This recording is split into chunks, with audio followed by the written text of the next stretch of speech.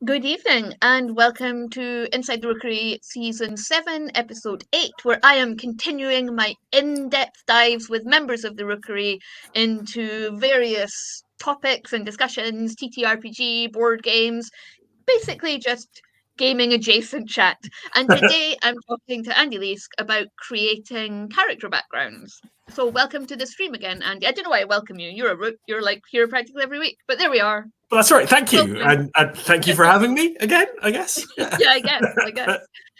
Hello to everyone in the comments. As always, we've got loads of questions pre-submitted in our Discord by our patrons, but as always, you are welcome to pop things into the chat and we'll bring them up on screen. I can see that Seago was first today, order has been restored, and has also popped a question into the chat. So I think today, rather than starting with the pre-submitted ones, I will start with ones in the chat. Also, just to say, Andy Law has just been streaming and he's going to be streaming again for WorldCon. He starts at 7:45, so he'll start just before we finish, and we'll share the links later on, won't we, Andy? So people can go and watch WorldCon, which is World Anvil's World Building Con, which is on all weekend. He's on again tomorrow. Good evening. Very polite. So Seagoat asks, are backgrounds necessary? Are backgrounds only for the realms of campaigns? I mean, for me, yeah, like I find it really hard to inhabit a character or to even think about playing a character without thinking a little bit about kind of where they're from. Unless I suppose unless you're playing a very particular type of campaign in which your characters are amnesiacs, and I'm not just being flippant. I think I've played like 3 or 4 times I've played that, and every time it's actually been quite good fun. Whether it's because you're playing, I don't know, something like Paranoia, and you just wake up, trust the computer's your friend, and that's all you know.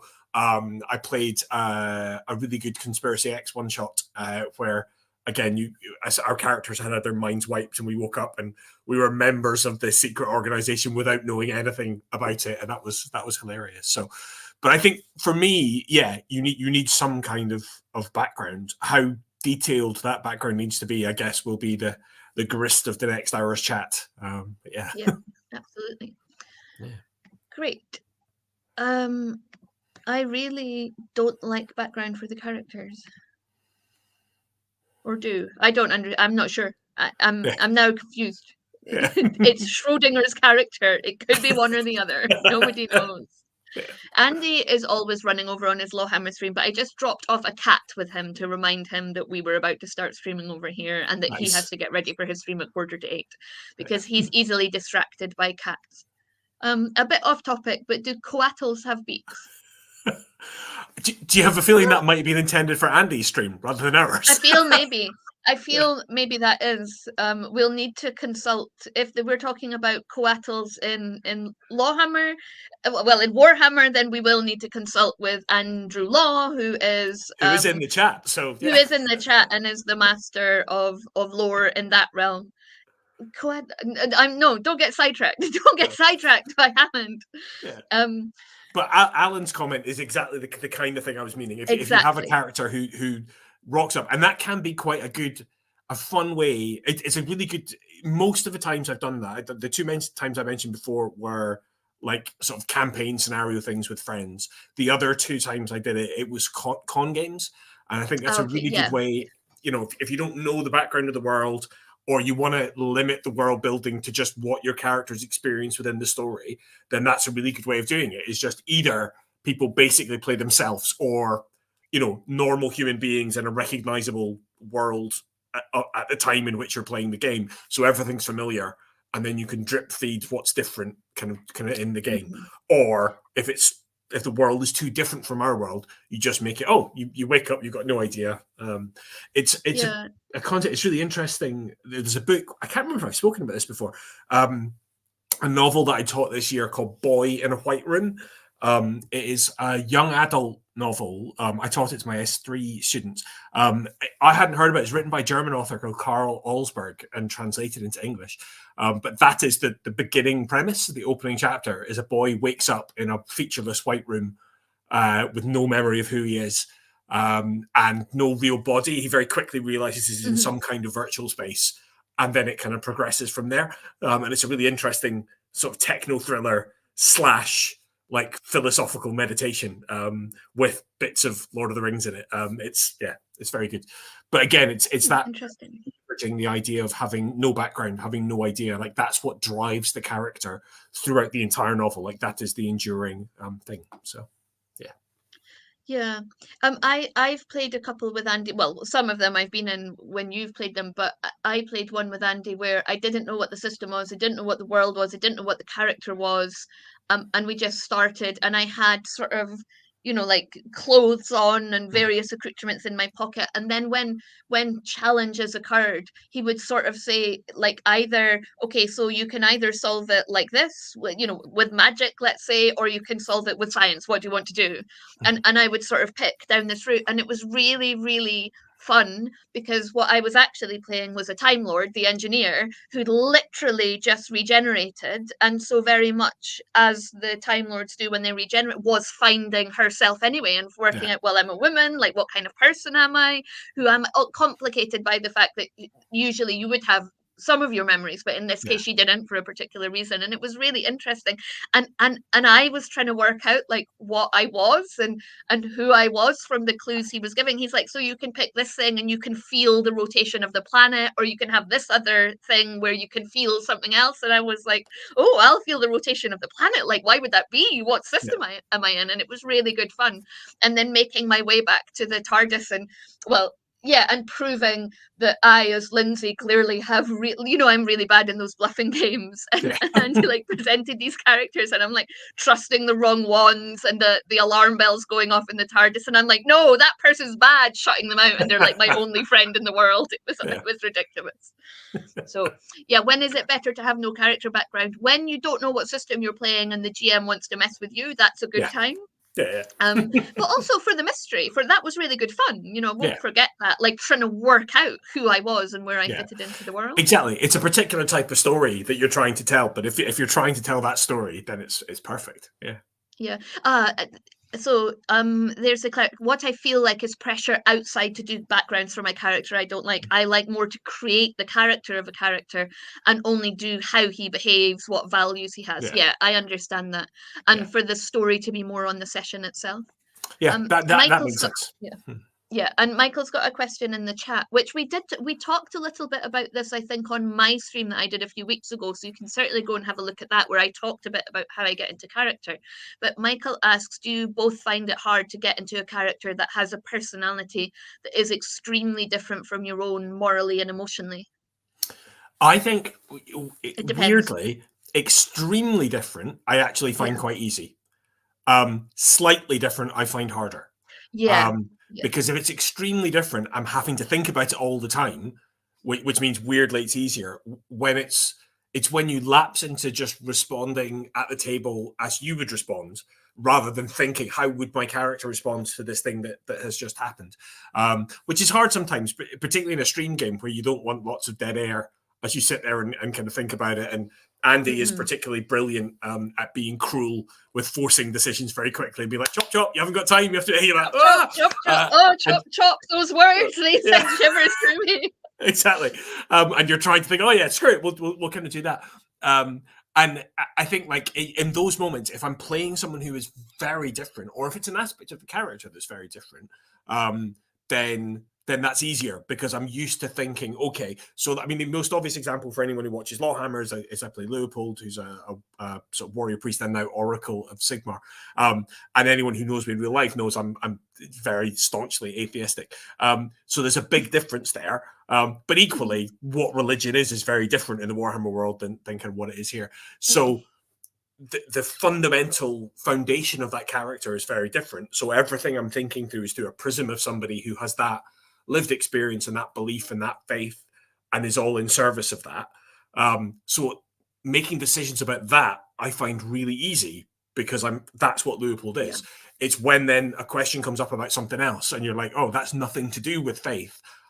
like what are Leopold, what does Leopold think about the theatre, right? Like I've never thought about that before, and it'd be very easy for me to respond in terms of what Andy thinks position about the theatre. did he play in Middenball? And was he a good team player? Yeah, I mean, he was a great team player. Obviously, he was a terrible player, a terrible player, but a great team player. A good player to have on your team, but not a great player of the position he played in Middenball.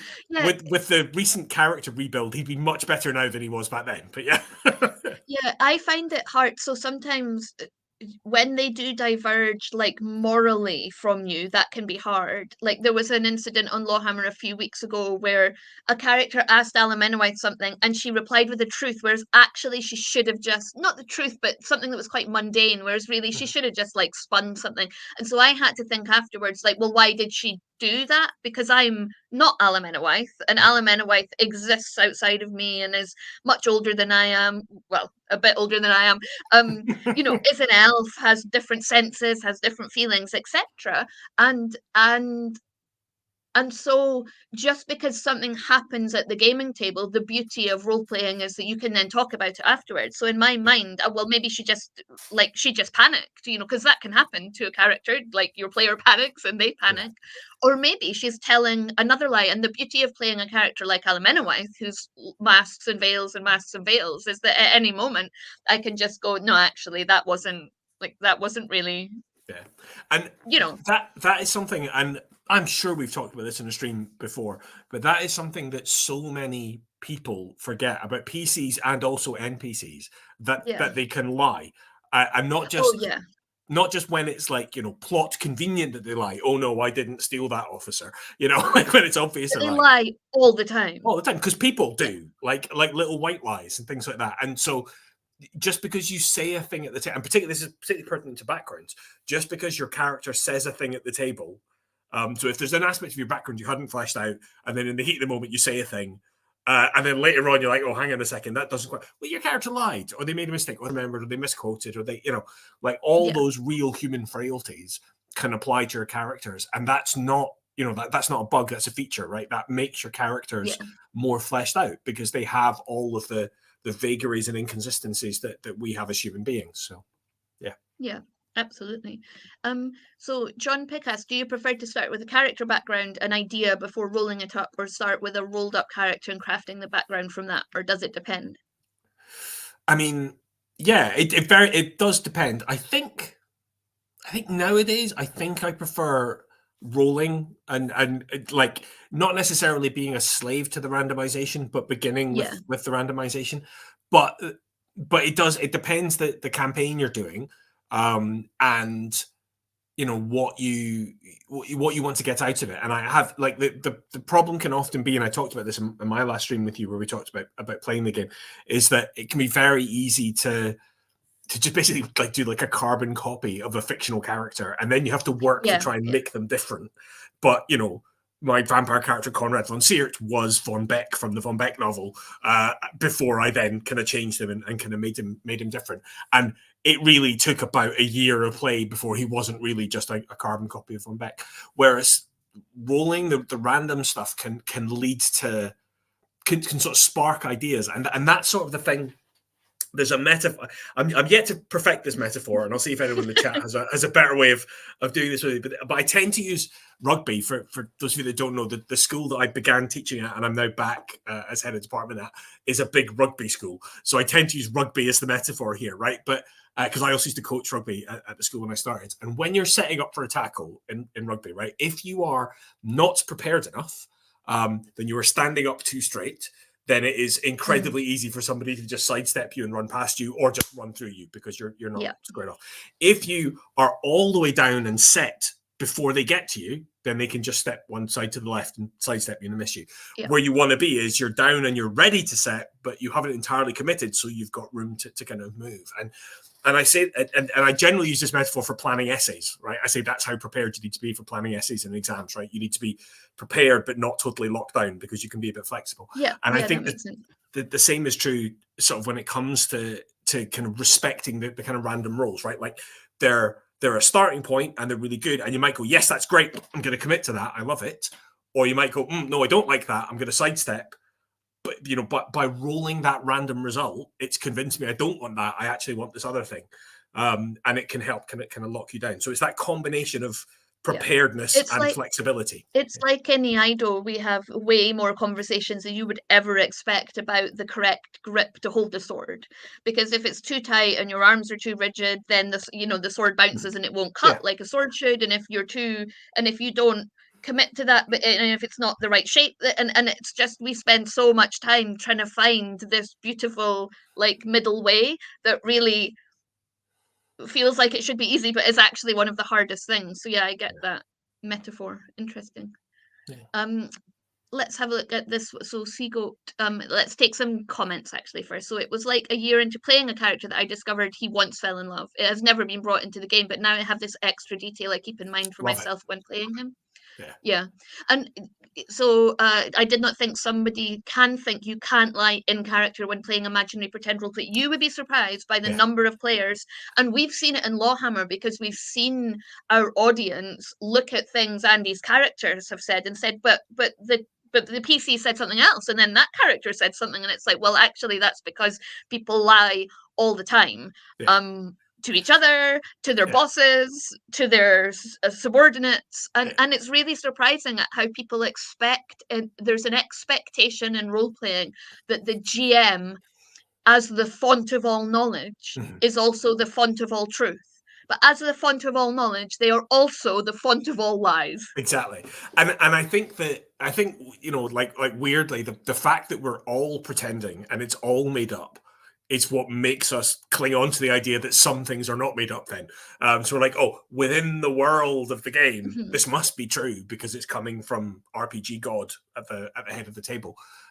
Whereas, as you say, he's RPG God, but he's also RPG Lucifer, right? Like he's yeah, exactly. And we know it's not just us because he's had a lot of groups over time and he's played a lot of cons and done a lot of one shots. And he said a characteristics of role playing groups is that they take one fact and then they run with it as they take one piece of information and then they run with it as though it's a fact. And then by the next session, you forgot that it was only a piece of information, and now it's become like canon in your group. And then it just gets you like, wow. And as a little Easter egg for any of the LAWhammer viewers kind of watching, like this is a persistent problem I have with other PCs believing things that NPCs are saying. The amount of times an NPC has said a thing to one of the NPCs where I've not been part of that conversation, I've been like, well, that's not true. But they've accepted it as fact. And you're like, oh, well. And then they report it to us as fact. And we're like, I guess I believe that's a fact now then. Even though I know that you were told that by a character who was lying to you, but okay, sure. Yeah, oh no. Yeah, please, to the rest of my castmates, be more skeptical. Yeah, I'm the worst for it. Michael asks, in a diverse setting, how do you narrow down your choices for specific traits of your character's background and also keep the character from being too mundane? I think some mundane is actually good. I would agree. I think for me, if I talked a little bit more depth about what I did as in one of the master classes, but picking like 3 or 4 traits, like words that you want your character to embody is quite good because then it narrows you down. And if you know that they are disciplined, then you also know that they're not careless and that they're maybe more likely to, well, they might be more likely to move slower because they're disciplined and they want to make sure everything's right. They might be more likely to move faster because they're disciplined and they know that everything's in order. So you don't, just picking a trait like disciplined allows you to then spider off into loads of different other ways of characterizing your character in roleplay that are not all the same for all your characters who may be disciplined or clumsy or, I don't know, passionate, whatever it may be. Exactly. So do you think picking a few words is good? Yeah, definitely. And I think like mundane, like is maybe a bit too loaded a word. Like grounded, I think is maybe a better word to use. Like I for me particularly, like I need to feel like my character is a real person who could live in the real world, and is not too. And it's very easy.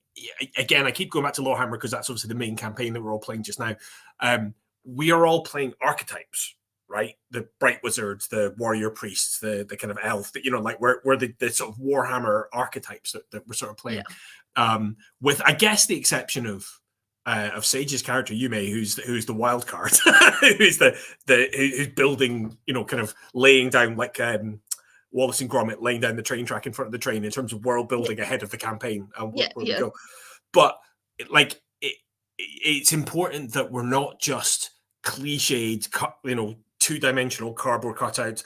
I am the bright wizard and I make everything blow up. I am the warrior priest and I burn all of the mutants. And like none of us are that. Like we're all something more complex and more subtle, but also like a bit more grounded. So again, like thinking about, and it is for me particularly, it is specifically thinking about the background. So there are black spots in Leopold's past that Andy and I have sketched out in the loosest of details. Oh, for 2 years you did this.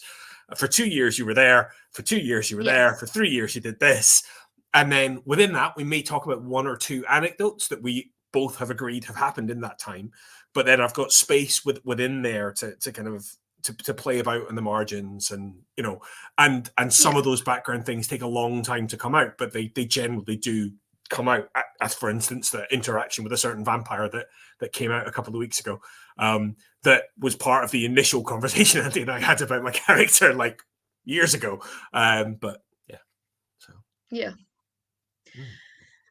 So just to go back to this one, I've jokingly said before the stream that I really like to sit next to Andy Leask when I have start a character background and we roll stuff up together, because you are making a party.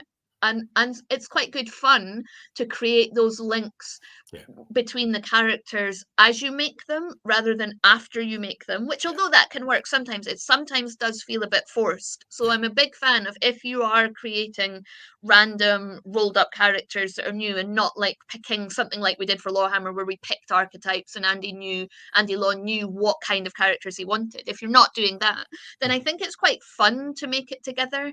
I remember we still haven't played those characters that we rolled up together that were like they were in the duelist and I don't even know what she was. Was she a physician's apprentice? Yes. I think, and she like even though she was and they both worked in essentially a Warhammer circus. Yeah, exactly, a traveling carnival. Yeah, and I think, and they were sort of found family, weren't they? Because her family and his family, their families had both kind of been killed or they'd been separated from them, as is the want of the grim and perilous world of Warhammer, and they'd kind of glued themselves together. And it's so much more fun, I think, and just and also stops you thinking in your own head about the characters you like and the books you like and the movies you like, and adds some extras to it. And I can't even remember why we settled on the idea of them being from this like traveling circus, but because it's not what you would expect for a duelist, for instance, right? Like, and which I loved, right? Because what you would expect from a duelist is either they're already a noble and they've moved into duelist because they like dueling, or they're like almost like the old Warhammer career from first edition protagonist who kind of fights for money. Like they're a duelist who goes around challenging people and hoping that they will like kind of pay off or apologize or kind of do something instead of fighting you. A private duelist dueling for money. Exactly. Whereas the idea of a duelist, like a duelist entertainer, and an entertainer duelist, and I can't remember. I'll need to find those notes. I can't remember. Was she the physician's apprentice, or was that one of the other ones we rolled up that night, or was she a charlatan? But I feel like she was. I think, or maybe she rolled something randomly that made her good at. She was definitely good at, because we did definitely talk about her patching him up. When he got stabbed. Anyway, it was good fun to create them in symbiosis with each other.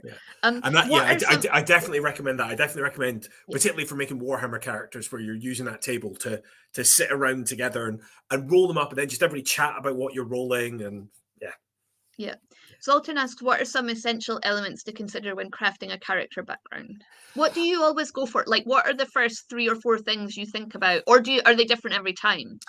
Yeah, I guess they're different depending on the story that you're telling, and the world that you're in. And obviously, like most of that experience is Warhammer, because that's what I have played most kind of over the decades. But like I guess it depends where you're starting off in terms of the character. Obviously, in Warhammer, it's career. In D&D, it's class.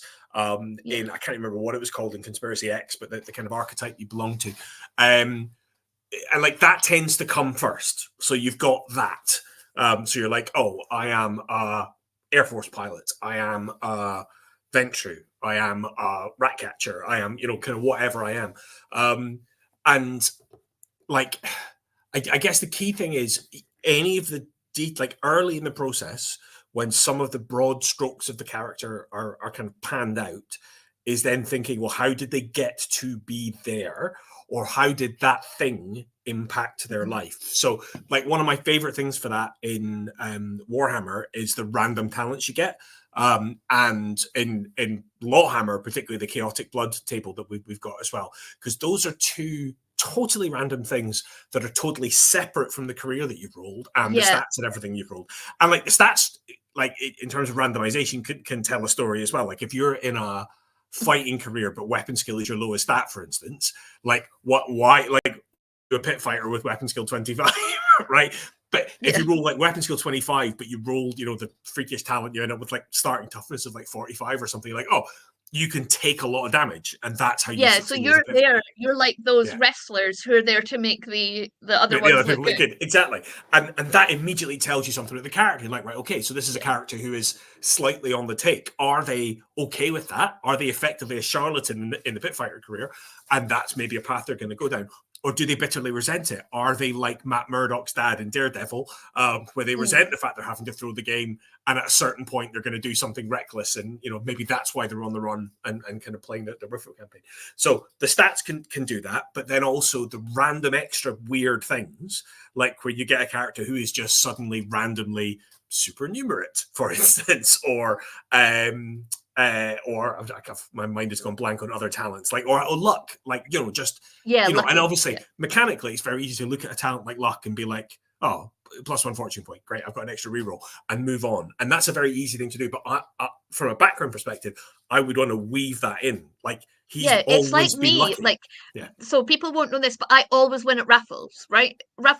And like I'm just freakishly lucky when it comes to raffles, and like I've got a technique, but it's also random, right? Like we know it's random, but for some reason I just like win so much at raffles, and it's been like that ever since I was a kid. Like my brother hated it, my mum, like even now when I phone her, I'm like, I was at the school fair and I won a bottle of whiskey and a meal for two and a scarf. I'm sending you the scarf, which is like great, but also why do you keep winning at raffles? I've just got a point of luck.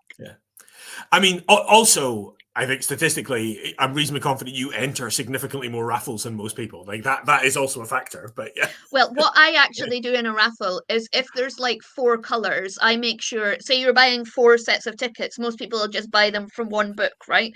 But the person who's pulling out the raffle tickets always subconsciously wants to choose a different color than the last one that was picked, so they can't see the number but they can see the color. So I always buy like 4 different colors because I think it maximizes your chances of winning. Spread the odds and I would say that theory has been proven true by the number of raffles I've won. And it is, and I cannot confidently say that I have done the maths, but it seems to me, gut instinct wise, mathematically, that would make sense. And psychologically, like, I mean, I don't know that people want to pick the other color, but I would say in my observations, that's true. Well, most people don't even worry. Most people are just like, give me 10 tickets or give me 4 strips or whatever. Like most people don't think about it at all. No.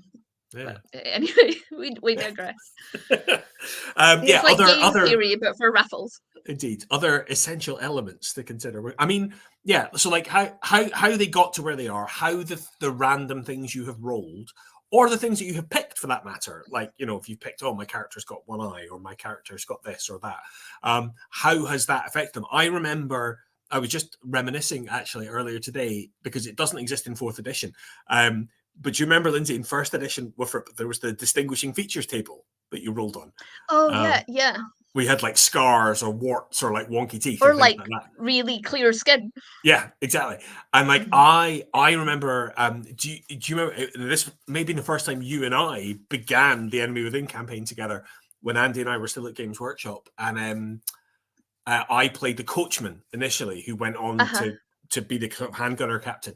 And you may not remember, he had a distinguishing mark that we rolled, and it was like a scar. And I think you meant to roll on to find like where it was. And I think I rolled that it was like on the body, but I rolled like just on the body, just not on the head. And I thought, I'm going to put it on his neck then. And then we're like, oh, and then we tried to work out why he would have a scar on his neck as a coachman, and we decided that his coach had been attacked by like beastmen, I think it was, and that he had effectively like been almost like lynched by the reins, and it left him looking like he'd been hanged, like he was a criminal. But he wasn't. But it looked like he had been, and then that meant he had a bit of a chip in his shoulder when it came to the watch, because everybody assumed he was a criminal when he wasn't. He was actually a really upstanding imperial citizen who had, defended his coach passengers against the beastmen, and now he was left with this scar, which made him look like he was something that he wasn't. And so just like taking those little details and spinning out where did that come from and how would that have affected their day-to-day life, I find really, really useful. Yeah, so Seagoat says essentials for character background: some talent, love, hobby the character has, some flaw, deficit, single thing you can't do, some connection to the world, lover, family, friend, town, business, and a friend enemy connection and what the connection is. Do you know Vampire and the World of Darkness was good at that system where they had the backgrounds essentially, and you would pick contacts or allies or status or fame, and then have to, and then that would allow you to think about, right, well, why do I have all these contacts and why do I have allies? And whenever I go around Edinburgh, like I meet people I know, and it's become like famous amongst my children. They're like, oh, mummy's met another person. And I think that's like, I think I've got like a really high contacts in the city of Edinburgh because of all the weird different things. Yeah, you've got that trait at 3, right? You've got 3 dots in for sure. For sure. Yeah. And I think like a lot of systems have that. Like Cyberpunk had their life path system that again encouraged you to kind of like, at this point you were doing this and at this point you were doing that. And even Withrup's got the sort of 10 questions that you kind of answer about, like, what was their childhood like, what was their family like, what was their, what I particularly like as well, and I agree, like these things, in terms of like downtime that they have, having a flaw that they kind of have, having real world connections, I think is really, really important. But also just things like, what is their happiest memory, what is their worst memory, what's the best thing that happened to them in life, what's the worst thing that happened to them in life, what are they most proud of, what are they most ashamed of. Like those little things can just help lock down like who the character is. So not just like, it's mostly what they've done and how they've experienced the world, because that is largely what shapes us. I am something of a social constructivist when it comes to that type of thing. But I think thinking about those other things as well, about like memories that they hold a particular emotional resonance for, is really useful, because what that can then lead to is, because so many variables happen at the table without any concrete plotting, things can happen at the table that will specifically spark off of those fake memories that you have kind of constructed for your character. And you'd be like, oh, this is probably quite traumatic for my character, because this is exactly like what happened when blah, blah, blah, blah, blah. Yeah, and I think like some of the more simple ones, so I think these are all really good points and ones that you would want them to have. But I think some of the basic ones we haven't talked about, so deciding how old your character is really makes a big difference in the kind of person they are, and even I always think it's a bit odd. And so there are some role-playing games that do allow you to build more experienced characters, but usually you're playing like starter characters. So if you play someone who's older, you kind of have to justify why they're nowhere near as good at everything as someone who would be older is. But that can be hence amnesia can be a good solution there. And I'm you know what, I'm not going to give details of this character, because Andy has hinted there might be a chance in a future campaign that I may end up playing this character again, although you will know the character I'm alluding to. But there is a character that I have played, and we played it when we were playing it, our characters were starting off more experienced anyway, but actually the character was way, way, way more experienced, not as experienced as historical Alan Minoy would have been with her thousands of years. He was a human after all, but basically had essentially been a Withrup starter character in his like first or second career. A terrible thing had happened and he'd ended up somewhere else, and then he'd lived there for like 20 years and had like an epic campaign backstory, which had resulted in him being totally physically broken. And then he basically reinvented himself as someone else, and now had this kind of other life, but had like remnants. So the way we had it was like almost all of the XP I spent, I put into like skills and talents, but kept his stats still really, really low to kind of represent the fact that he still had memory of things he had done. Yeah. But he just still wasn't very good. So, but even then, it was still quite artificial. Like we went to great lengths to justify it, but it still didn't feel right, because really it was like, this character should have 20,000 more XP minimum. Yeah. And but you're like, but we can't. We have to kind of make it balanced, so we have to kind of rein it in. But yeah, so in terms of age, you often do end up playing, unless the system allows for someone younger. But I like to know, like, what were their family like? Like, how did they grow up? Did they grow up rich? Did they grow up poor? Like, just how are they going to interact with the world? Yeah. And I also really like to have like 3 or 4, like something that the character like does physically, something that the character wears, something that the character is, just so that, because you're not writing a novel, it would be different if you were writing a novel. You're creating a character to play around the table with other people, so you kind of want it to be entertaining. And I don't want, especially on LAWhammer, in the way Andy plays, where we do flashbacks and we do side streams, you don't want all your characters to be the same. So you really need something to like hook on straight away when Andy's like, right, today you're playing X, Y, and Z. This person is this age. They're this is their career at the moment. This is the kind of person they are. This is what they've done for the last few years. Here's a few ways that he would characterize them, and go.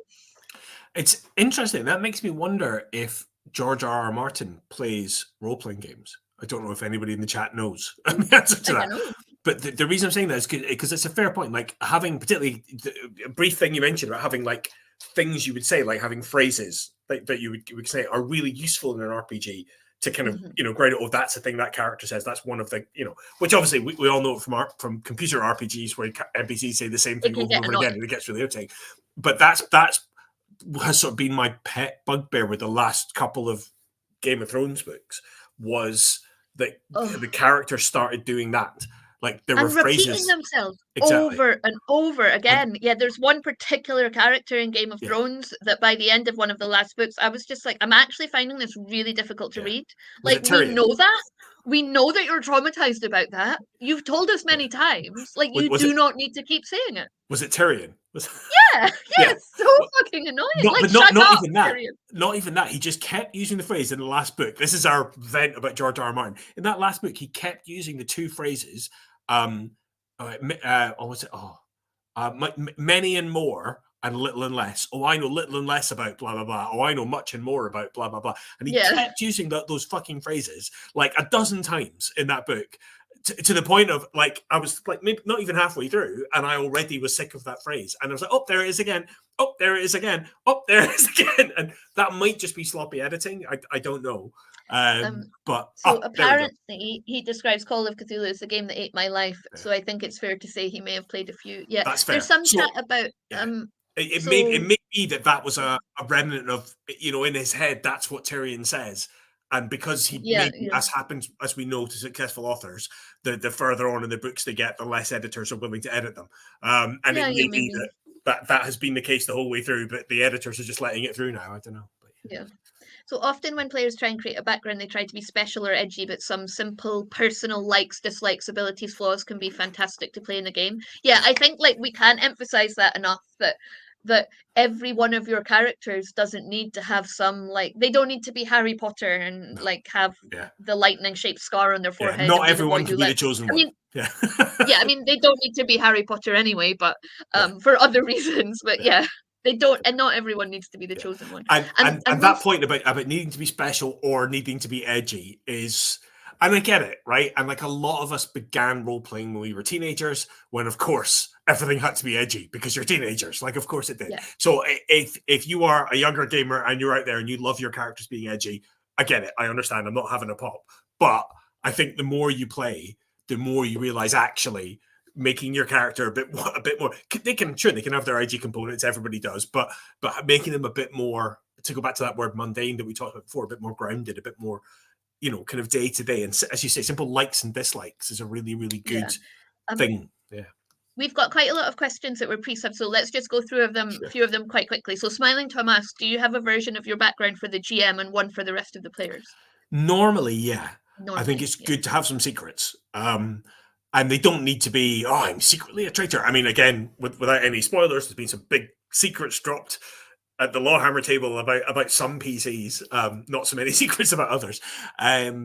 But, it can be that type of thing. But even just little things like having little, as I say, like Andy and I had a conversation about a certain important NPC, in fact, 2 or 3 important NPCs that Leopold had encountered on his travels as a warrior priest, and just like when the time is right, drop that into conversation. It's not important. The plot doesn't hinge on it, but it's a way to flesh out the fact that this character traveled around the empire for 3-4 years and will have met some sort of people who were also traveling around the empire at that time. So yeah. This one's funny. My GM doesn't want to include my 25 pages background in his story. What to do? I would like to introduce you, my friend, to the concept of fan fiction for your own characters. That is a thing. Yeah, definitely. Yeah, I mean, I think, yeah. Talk to them. Talk to your GM. Why do they not want to include your 25-page background? Is it, for example, Smiling Thomas, as a GM, I have issues with detailed backgrounds. What are your arguments to prove me wrong? And the context was backgrounds that provide hooks, good, versus backgrounds with incontrovertible facts. E.g., I have a sibling who disappeared, good, versus I have a sibling who was abducted by the Purple Hand. Yeah. Yeah, and I hope I've condensed that. Okay, Smiling Tom. I had to condense quite a lot of thought into that, but I think that was the essence of what you were saying. And yeah, I totally agree. And as Lindsay says, the answer there is simple: is talk to your GM. It is, I think, and it cuts both ways. I think there might be another question elsewhere more about the kind of GM deciding, if as a player you are coming to the table going, this is my background, I have written my background, and it is incontrovertible and unchangeable and immutable, and it is the truth. That is a problem. And I think equally, if your GM is sitting down and going, this is who your character is, this is who you're playing, that is it. That is incontrovertible and immutable. You have a problem. The point is collaborative storytelling. So you should be sitting down together and going, okay, so this is what I know about my character. Would it be cool if they did this? Maybe not for this reason, or maybe that's a bit too high fantasy, or maybe how about this instead, or how about, and Andy is the master at this, or how about, it might be that you don't know. Yeah, I think, go back to that example where they disappeared. You might suspect it was Chaos Cultists, but you don't know. And then the truth that may come out in the table is that it wasn't that, or that it was cultist, but she wasn't abducted. She was a member. Yeah, she went willingly. Oh exactly. No, your sister's a chaos cultist. Exactly, and that actually you had been abducted by the cult, and she risked her life to free you from the cult, right? But you don't know that, so you resent her until you catch up with her, and then wheels and. But she's already in too deep. What can you do? That's exactly. A sad story, a sad and tragic tale. Exactly, and straight away you can that is a better story than the simpler kind of alternative, and that is always the case. And I'm just going to take a moment to plug Monday's masterclass, because this is exactly germane to that. So on Monday we're doing a masterclass for our Brazen Rooks and above. It is Andy and I looking at sort of producing or developing an adventure, and we're going to briefly talk through the whole kind of life cycle of an adventure. So he's going to talk a bit about commissioning it. We're going to talk about how you would pitch and brainstorm. I'll talk a bit about writing a first draft. He'll talk about how you do a production draft, that type of thing. And part of that, what we're going to talk about in that, is the way in which I think, and Andy, I believe, agrees, certainly he said as much to me as well, that both of us write better adventures together than either of us would write separately. We both bring different things to the table, and the process of talking about it invariably makes a better adventure. And more generally, that goes for the Rookery, like with Lindsay and Mark as well. Like, all 4 of us, when we all talk about adventure stories, world building, we all contribute, and what we end up with is better than any one of us could have kind of made on their own. And I think that goes for all RPG tables. I think your players should be involved in their own backstory, but so should the GM. And in an ideal world, I think all of the players should be involved in at least some of each other's background. You may then want to go off and have some secret stuff, because that's quite good fun. But I do think that having some discussion about, what are you playing? Well, what about if my character knew your character from blah, blah, blah, blah, blah? I think that always makes things better. Yeah, absolutely. I forgot to say thank you for the super chat that Michael had put in when I brought it up. So just to say thank you for the super chat. Round of applause. Yeah. Let me just go back to, there's a question in the chat from Epic Nab. Hey, Andy, as a very competitive person, I struggle with getting over the need to win. Do you have any tips to just enjoy the ride? Oh, that's a hard one. That's well, yeah. And I mean, I think, it's not too hard for me because I'm notorious for losing at board games. So it's much easier. If you just get used to losing, then it's fine. I think it's a paradigm shift is what you kind of need to do here. Epic Nab. I don't know if I'm pronouncing that right. Which is, what does winning mean in an RPG, right? Winning doesn't mean I rolled bigger dice than you. This is to get back on one of my classic Inside the Rookery hobby horses. Snakes and ladders is not a game. We might as well just both roll the dice and whoever gets highest wins, right? It's entirely fucking random. It's pointless. I hate it. It's not a game. In the same way, like, ultimately, if winning at RPGs is you have a combat and my character rolled more damage and so I killed the orc, or the orc rolled more damage and it killed me, like, that's an aspect of it, and you do need a bit of that competitiveness and that kind of jeopardy. But that's not what winning at the RPG is. Like, winning is telling the best story together, right? Like, that is what victory looks like at an RPG. And as we all know, and like, maybe what would help with that paradigm shift is thinking about it in terms of storytelling again. So think about stories, and think about stories that end well. And that is what you're looking for at the table. You're looking for a win where a story ends well, right? So if you're playing a game and you are Macbeth, right, winning is you die in a dramatically satisfying way. That's a win at playing Macbeth, because that's the end of Macbeth. That's the good story. If Macbeth won, if Macbeth beat Macduff and beat Malcolm and remained a tyrant king, that's not a good story, right? But Macbeth being laid low because of his hubris, because the prophecy made him feel he was invincible, and then Macduff was from his mother's womb untimely ripped, and off he goes, dead butcher and his fiend-like queen. Like, that is the narratively satisfying ending for Macbeth. So if your character is Macbeth, I hope most of you are not playing, child murdering dictators, but if you are, then a satisfying death is a good end for your character. And again, to go back to that rugby tackle metaphor, because you tend to play games for more than just one session, and one shots are different, as discussed in a previous stream. What that ending is, what your journey is going to change as you go on. And it's one of the best things about WFRP as a system for that is fate points, right? Because as long as you've got fate points, you're going to bounce back and you're not going to die. Once you're out of fate points, wherever your character is, you start thinking, well, what is the best death for this character? It's going to happen soon.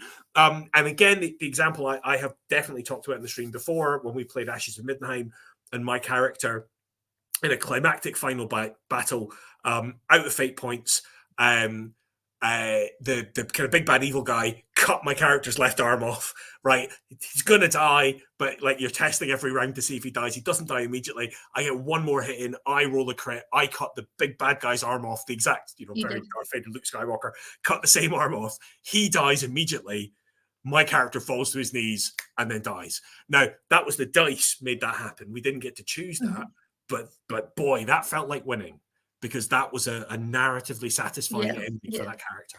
So. And the impact that character's death had on the other two characters and their journey after, how it fundamentally changed them. Before them, they were three young nobles who felt invincible, felt untouchable, and then the two of them were just left looking at each other. And for one, it sent her down a path essentially to greatness, and to the other, it sent him down a path to damnation. Yeah. What about getting back fate points? Yeah, well, I mean, that's up to your GM, right? And it can happen, but then that's just another chapter of your story. All I meant with that is that it's that thing about being prepared but not totally locked in, right? So it's not a case of, I've got no fate points, I'm going to die this session, right? Yeah, I'm going to go and jump off exactly. And it could be like, if it's a narratively appropriate moment, you might decide to kind of do that. You might be like, you know what, actually, I'm out of fate points. We're having a big battle. You might have a chat with your GM and say, I think this is my character's heroic exit. If this is the logical end for your character, or if there's a moment where you're trying to flee and you're like, actually, I think my character's going to sacrifice himself for this other character that blah, blah, blah. And you're like, oh yeah, that's a good narrative ending. then you and the GM kind of agree it, and it's a good, Yeah, especially if your character's been on a journey and you've played that character, they had biases, they had things that they liked and they didn't like at the start of the campaign, they were a flawed person and they perhaps overcame one of those flaws. You might kind of just be bored of playing them, but you might be ready to, you as a player might be ready to move on to the next character. Yeah. Which I think that's probably happened to you, Andy, more than it's happened to me. I know that quite often you've said to Andy Law, like, I'm ready, not for this character to necessarily die, because we were playing vampire, they don't necessarily need to die, but like, I'm ready to do something else for a bit, and I'm ready to step away and move out. And I think that's something that maybe because we play long campaigns, that becomes an issue that raises, whereas the stereotype of players is like clinging on so tightly to your character that you kind of don't let them anything happen to them, no matter whether actually it would be like story appropriate and would tell a good story. And I think, and again, this is not to criticize other systems, but I think, like, if I think of systems more like, say, D&D, where if you play it in its conventional way, you're killing monsters to kind of get golden XP, you're leveling up, its origin, the whole hobby's origins are from war games, right? And with D&D, it's more obvious to see that that's the origins of it. And war games are combative, or I put my soldiers up against your soldiers, we roll some dice, and between tactics and dice, somebody wins. And so I think for systems where those are the stories that you're telling, I think it's very easy to fall into that. I win by killing more monsters, I lose if the GM kills me. And I understand it, and it's definitely not intended to be a criticism of anyone who finds himself falling into that kind of trap. But I think that's also why I prefer other systems. I prefer systems which are much more focused on storytelling and narrative, because that's what I'm interested in. And winning is, we all have fun and we all tell a good story, and that's what I want. So I think you covered this a little bit, but when you talked about what you and Andy did, but just to confirm it, Zoltan asked, is it better to fully flesh out a character's background before the first session, or leave some aspects blank to be filled in later during the campaign? I always like leaving some blanks. I always think it's good, because, like, also it lets you find the character's voice a little bit, and after a couple of sessions you might be like, oh, actually, it turns out, or like random stuff or things that happen in the adventure or dice rolls or whatever might dictate, we've talked about how Withrop has the ridiculous skill, consume alcohol, which is a ridiculous skill, but equally I'm glad it's in there because it does encourage your characters to get drunk. Not that from a moral perspective I'm encouraging alcoholism or anything, but what I mean is it encourages your characters to interact with the world in a more grounded way, right? In a way that actually real people do. And so what you might happen is, like, let's say you do that and you have a couple of sessions and it turns out that your character, like, keeps failing the consume alcohol rolls and is like a lousy drunk. And then you can be like, okay, well, that's happened, so I'm going to add some backstory in to kind of explain why the character is a lousy drunk like that. I'm a big fan of, and not, some systems allow for this. So, systems like Blades in the Dark and stuff allow for it. Other ones do. And some GMs just also kind of add their own little meta mini games on for this. I'm quite a fan of systems that allow you a little narrative control where you can maybe add in a little bit backstory. And the analogy I make for this is in, and I cannot remember if it's the first or second Bill and Ted. I think it's the first one, but where they're having the conversation going, oh, how are we going to get in? The door's locked. And we're like, oh, after we've resolved it all, I'll come back here with the keys and hide them behind that plant pot. And then they reach behind the plant pot and take the keys out, right?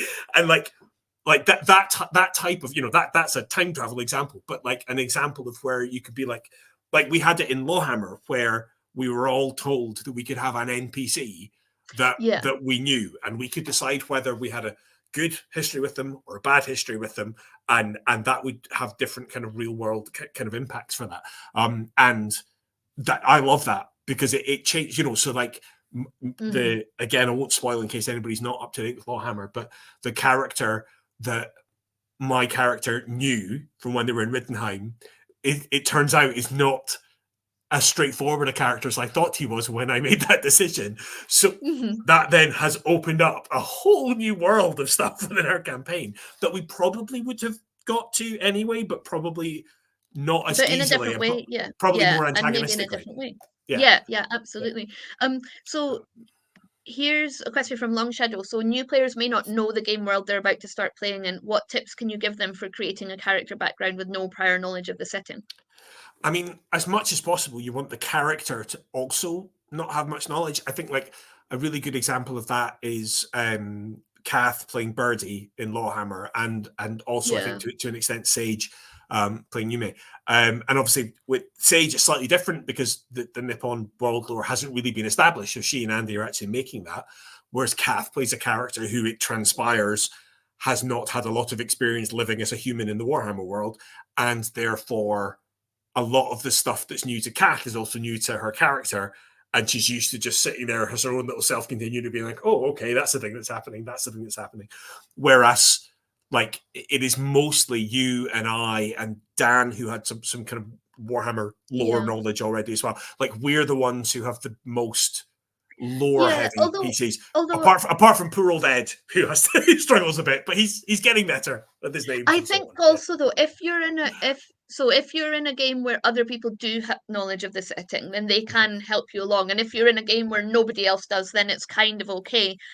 Anyway, because the GM can explain all of those things to you. But I think, like, from a practical perspective, what you can do in your character background is you're creating a person, and people have families and friends and drives and likes and dislikes that are kind of setting irrelevant. And what you can do is say to the GM, like, this is I want to play a character that comes from, I don't know, is there a coast near? Yeah, so I want a character that comes from a fishing background, but not a completely like working fisher, like boat background. I want them to be like slightly further up the food chain, like bringing the fish into the market. Like, is that going to work? Oh, that's the kind of character I want. Tell me what works in this world. Right. Well, in this world, like, fish isn't a big thing, but actually, you know, there's like, I don't know, a big bird shooting thing. Like, they could do that, and the GM can then support you with the kind of character you want to build and how it manifests in the world that you're going to be playing in.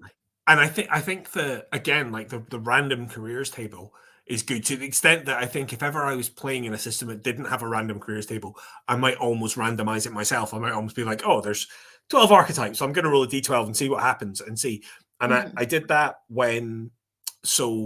oh my god, like almost 2 years ago now, when I set up the Wifrip Club in my old school that I was at. That was very interesting because none of the girls that were in my club had ever. A few of them had played D&D. None of them had played Warhammer. They did not know the Warhammer world. But one keen bean went out and bought the core book and the starter set, and it didn't entirely make sense, but she was devouring it and trying to learn it, and she'd gone to the wikis and she was really trying to learn it all because she knew that she was going to, like, well, she didn't know the time that I was going to be leaving. I didn't tell her until much later. But she was the one who then took over GMing kind of after I left. And she had GM'd in D&D before. So she kind of was more aware of our RPG stuff. And so when we were looking at the characters and we were rolling, and I kind of let them roll. We rolled randomly, but I also let them re-roll until we found something that I thought would make sense. So a couple of them, you know, like they rolled a thing and they're like, what's that? And I started explaining, like, that's complicated. I was like, okay, let's roll again until we get something you like. And I did that deliberately because they didn't know the world, they didn't know the system, they were new to role playing, and I wanted them to have fun and I wanted them to understand what was happening. Whereas when the girl who knew a bit more about it and who owned the starter set, she rolled Hedge Witch. And I was like, oh, okay. I'm going to tell you a little bit about that and about what that means. And she was like, oh, that's brilliant. And she had more rules knowledge, so she could cope with the fact that she was the only one who had to learn the magic rules. That was fine. Yeah. And she understood that she was playing a character that could see things other players couldn't see, but that she had to keep it secret because it wasn't, legal. And she really got into the idea of a small rural community. And, I ended up playing that into her kind of trying to infiltrate the Grey College. And so that's why she was going to Ubersreich to meet with Engels to blah, blah, blah. So I think that, and somebody popped in the comment, I think Seagull popped a comment in the chat about it, but about the idea of working with your GM, absolutely, to kind of make it work. Yeah. Great. Well, we've only got a couple of minutes to go, so I'm going to share that Andy Law is now streaming on the World Anvil WorldCom. I've put the Twitch link in the chat, and I will also put in 1 second. If your preferred viewing method is YouTube, you can also go into, there you go, the YouTube link. Oh, no, that didn't work. Does it work now? There we go. It's worked. Yay! So yeah, and that Worldcon is going on all weekend. So he's streaming today. I'm not sure what he's doing today, what the subject is, but let me go and quickly find out. But do go over in there and check it out if you have an interest in world building, which I'm sure a lot of people here do. Until the next time, thank you so much, Andy, for joining me. Thank you, as always, to all our patrons who support us in being able to do these streams and keep them ad-free, except for our own ads, obviously. And thank you to everyone in the chat. That is our Patreon link if you want to go and have a look at it. And until the next week, all that remains for me to say is good night and caw-caw, caw-caw. See you soon.